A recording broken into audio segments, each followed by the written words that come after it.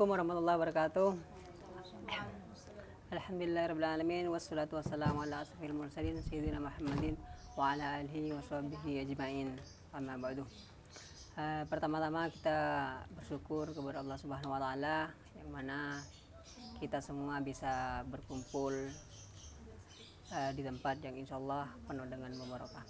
Kedua kalinya kita haturkan salawat dan salam kepada Nabi besar Nabi Muhammad SAW yang telah membawa alam yang gelap hingga menjadi alam yang terang benderang dengan adanya Islam dan iman. Pada kesempatan kali ini setiap bulan kita menjalankan rutinitas yaitu Gonamoy yang pada kesempatan pagi hari ini berada di kediaman saudari Ayah Bariah ya, saudari Ayah Bariah.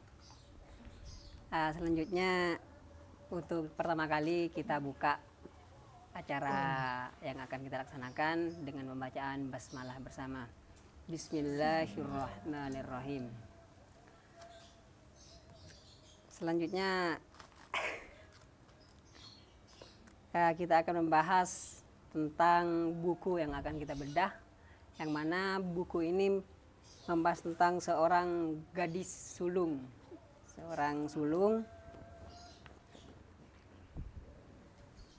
yang mana bukunya ditulis oleh saudara Siti Maisah, yang saudari tersebut pernah menulis 2 buku. Yang pertama itu buku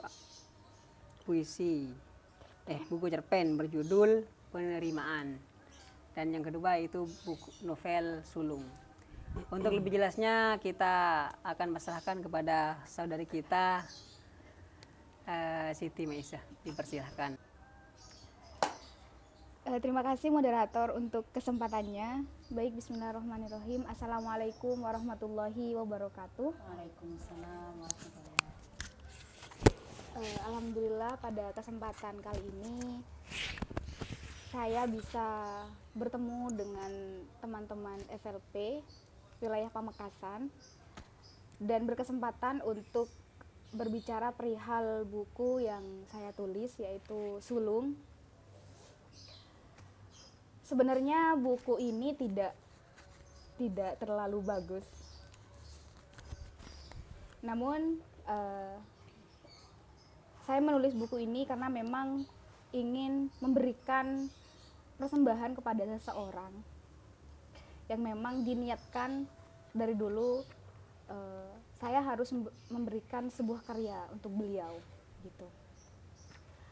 Inspirasi dari buku ini yaitu kakek saya sendiri, yang mana cerita di dalam buku ini tidak jauh dari kehidupan saya pribadi, dari mulai kanak-kanak yang memang hidup dengan kakek dan juga nenek, sedangkan orang tua ada di Malaysia. Dan memang rata-rata di masyarakat di rumah, anak-anaknya itu memang dipasrahkan kepada nenek ataupun kakeknya, sehingga bisa dikatakan mereka berdua sangat berjasa terhadap kehidupan saya, apalagi proses saya selama di pendidikan begitu. Selain itu, buku ini juga mengisahkan bagaimana seorang perempuan, anak perempuan pertama, lalu cucu perempuan pertama, ia memiliki cita-cita yang tinggi karena memang kakeknya menginginkan dia untuk bisa seperti orang-orang pada umumnya, kayak orang-orang di kota. Mereka kan kerjanya di kantor, mereka ada di sawah gitu, sedangkan beliau kerjanya itu di sawah. Jadi beliau itu tidak ingin cucunya sama seperti beliau, karena beliau merasa bahwa hidup di desa itu sangat keras kayak gitu. Dan alhamdulillah buku ini terbit ketika beliau sudah tidak ada kayak gitu. Ya mungkin hanya itulah dulu. Saya pasrahkan ataupun saya kembalikan kepada moderator. Selanjutnya saya pasrahkan langsung kepada pembanding untuk lebih jelasnya bagaimana novel sulung ini bisa terbit. Terima kasih atas moderator yang sudah memberikan waktunya, dan terima kasih juga teman-teman yang menyempatkan hadir di acara Go Namoy, sebuah program FLP Pamekasan yaitu acara menghampiri rumah teman-teman yang dari itu kita silaturahmi berbincang, dan kali ini diisi dengan acara bedah buku yang kebetulan buku ini ditulis oleh salah satu anggota FLP Pamekasan. Judul sulungnya menarik, yaitu Sulung. Judul bukunya Sulung ya. Sulung itu kalau kita baca puisinya Pak D. Puisinya Pak D itu kan, aku anak sulung sekaligus anak bungsumu. Jadi artinya itu kan anak satu-satunya. Tapi ini adalah anak sulung, berarti anak pertama. Kalau judulnya bungsu mungkin itu adalah tuan rumahnya, karena tuan rumahnya itu anak bungsu. Nah, di novel Sulung ini banyak penulis bercerita, tadi dikatakan oleh penulis bahwa bukunya kurang bagus, tapi menurut saya ini bagus sekali. Menurut saya ini bagus sekali, tepuk tangan. Karena yang namanya penulis sudah menerbitkan buku saja, bercerita apa saja itu sudah luar biasa bagi saya, karena menerbitkan buku itu tidak semudah kita membalikkan telapak tangan ya. Itu sudah luar biasa, karena saya sendiri saja sampai sekarang tulisan saya belum ber-ISBN. Tapi ini sudah ber-ISBN, jadi luar biasa sekali. Masya Allah, kalau kata siapa, tuan rumahnya adalah Masya Allah, tabarakallah. Saya tidak tahu itu istilah yang dibuat-buat atau memang ya sebegitulah. Nah, tadi disebutkan bahwa ini adalah tidak jauh beda dengan unsur ekstrinsik dari penulis. Ekstrinsik sebuah novel, yaitu novel ini bercerita tentang seorang gadis di pedesaan yang selama hidupnya itu hidup bersama kakek neneknya. Dari situlah dia sebagai cucu pertama dan anak pertama ya, sejak cucu pertama dan anak pertama pasti mengemban tugas yang begitu berat untuk adik-adiknya. Pertama dari lingkungannya yang ya hidup dengan kesederhanaan dan hidup dengan kakek neneknya, dan ini juga merupakan kado terbesar bagi seorang kakek karena ini ditulis untuk kakeknya. Kalau tidak salah nama kakeknya itu sama Udin ya. Iya. Dan bagi kakeknya itu kado terbesar, dan sayang sekali kakeknya kado ini diberikan ketika kakeknya sudah tiada. Jadi mungkin penulis memberikan kado ini lewat doa. Itu ya teman-teman. Jadi dari novel ini bercerita tentang anak pertama sekaligus cucu pertama. Oleh sebab itu dia yang selama ini hidup dengan kakeknya ingin memberikan kado terbesar bagi kakeknya, begitu. Dan kalau saya baca di dalam novel ini, pelajaran hidup yang disampaikan oleh kakeknya itu luar biasa gitu. Mengajarkan kesederhanaan. Bahkan di sini juga ada cerita-cerita tentang percintaan gitu. Bahkan kakek yang yang selama ini hidupnya mungkin menunjukkan ketegasan, tapi masalah percintaan juga mengerti betul gitu, bahwa bagaimana mengajarkan ketenangan, tidak selalu overthinking terhadap orang lain yang meninggalkan kita dan lain-lain. Jadi ini novelnya perjuangan tapi sekaligus remaja banget gitu. Apalagi ya ditulis oleh seorang yang masih remaja sekali gitu. Sebab itu saya sangat rekomendasi bagi teman-teman untuk membaca novel ini, untuk mengajarkan ketabahan, perjuangan dan pengorbanan, dan juga nasihat-nasihat dari kakek tentang kehidupan yang banyak sekali gitu. Ya itu saja mungkin ulasan awal mengenai buku ini. Tentu banyak sekali yang dapat kita kaji dalam buku ini. Terima kasih, sangat luar biasa sekali, tepuk tangan kepada teman-teman. Selanjutnya kita lanjut pada sesi pertanyaan. Mungkin dari teman-teman para audien yang ingin bertanya dipersilahkan. Saya? Oke. Ya, dipersilakan Saudari Zakia. Terima kasih saya sampaikan kepada moderator untuk kesempatannya. Mohon izin bertanya. Saya sebetulnya belum membaca terlalu dalam buku sahabat saya ini. Saya bilang sahabat rasa saudara ya, karena sebelumnya saya ingin mengapresiasi dia penulis ini merupakan teman saya semasa di pondok, tapi di pondok hanya sebatas kenal.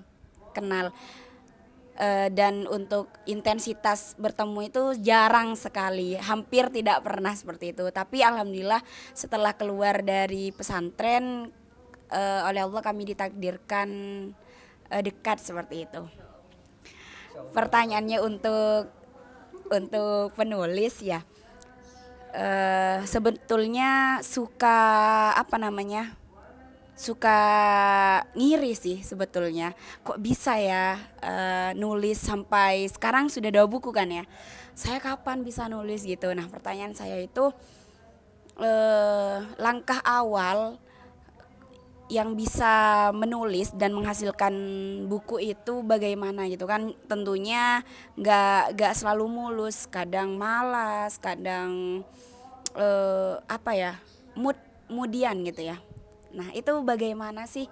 Barangkali ada tips gitu untuk saya agar bisa menulis gitu. Terima kasih. Oke, terima kasih untuk pertanyaannya dari sahabat saya tercinta. Saya kenal Bang Zaki ini kan dari pondok, dan saya sangat tahu bagaimana Bang Zaki ini ada di pondok. Masya Allah. Nakal banget. Bang Zaki ini aktif di FLP, tentunya juga aktif menulis dong, karena memang di situ juga ditarget. Ketika ditanya bagaimana sih tipsnya bisa nerbitin buku gitu. Kalau awalnya untuk di buku pertama itu saya hanya sebatas pengen nerbitin buku, pengen nulis gitu. Karena ngelihat teman-teman juga kok kayaknya produktif ya, kok saya enggak. Gitu kan tadi katanya saya suka ngiri nih kalau lihat teman-teman punya buku. Ya tidak apa-apa, dari rasa iri itu bisa membuahkan suatu produktivitas untuk diri kita sendiri kayak gitu. Lalu misal kita udah nulis terus males, itu seharusnya kita punya target. Misal buku ini saya harus terbitin atau harus selesai selama 1 bulan. Kalau nggak selesai, ya ada punishment dong, ada hukuman untuk diri sendiri gitu. Selanjutnya, kalau sudah males banget, jangan dilanjutkan dulu, istirahat dulu. Karena kalau kata Bang Tere Lie, Mbak Zakia capek nulis atau lagi stres, lagi apa, mending diem dulu. Karena apa? Karena ketika dipaksakan untuk melanjutkan tulisan tersebut, maka tulisannya akan amburadul, artinya berdampak terhadap tulisannya, kayak gitu. Nah, untuk buku kedua ini, sebelum kakek saya wafat, saya tidak ada angan-angan untuk punya buku kedua, punya buku sulung ini. Setelah kakek saya wafat, kakek saya ini punya jasa banyak loh ke saya. Masa saya nggak ada hadiah lah selain doa gitu kan.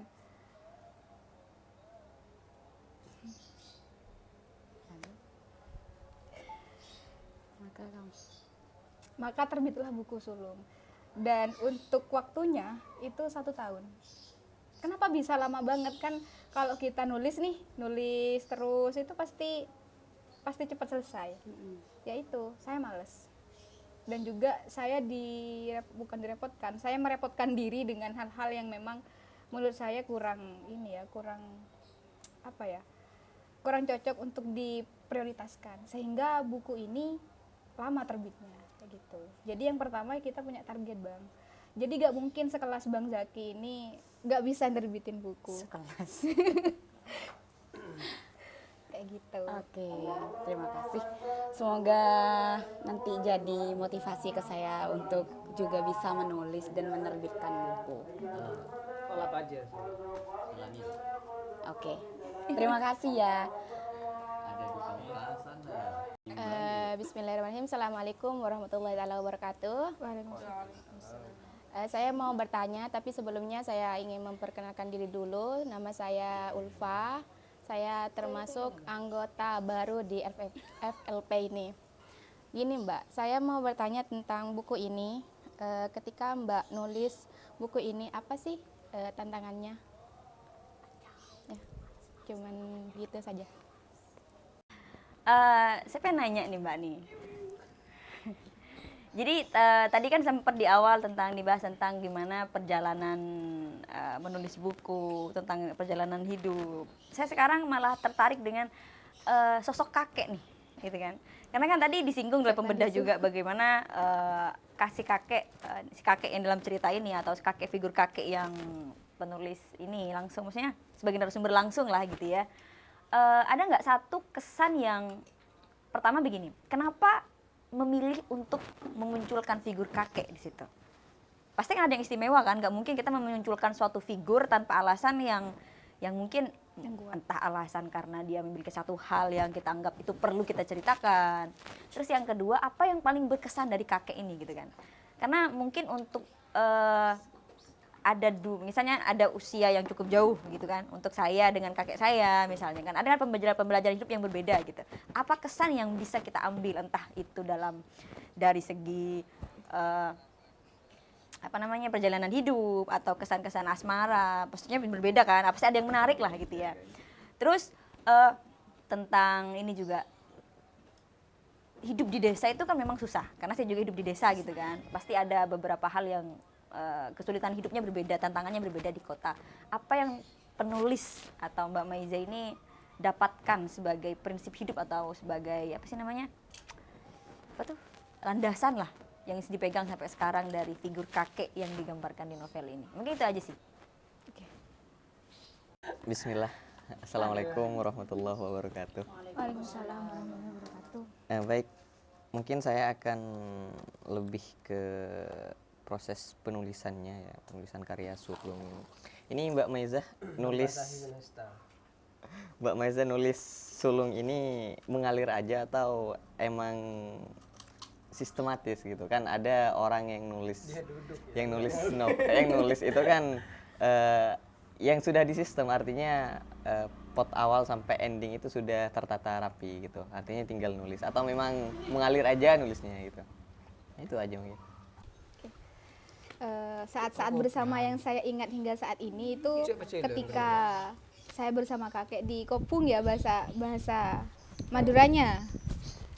Biasanya habis maghrib itu beliau pasti bercerita tentang masa lalunya, bagaimana beliau dididik oleh orang tuanya, bagaimana dulu beliau dipaksa untuk bekerja dan berhenti sekolah sehingga beliau hanya belajar mengaji di situ.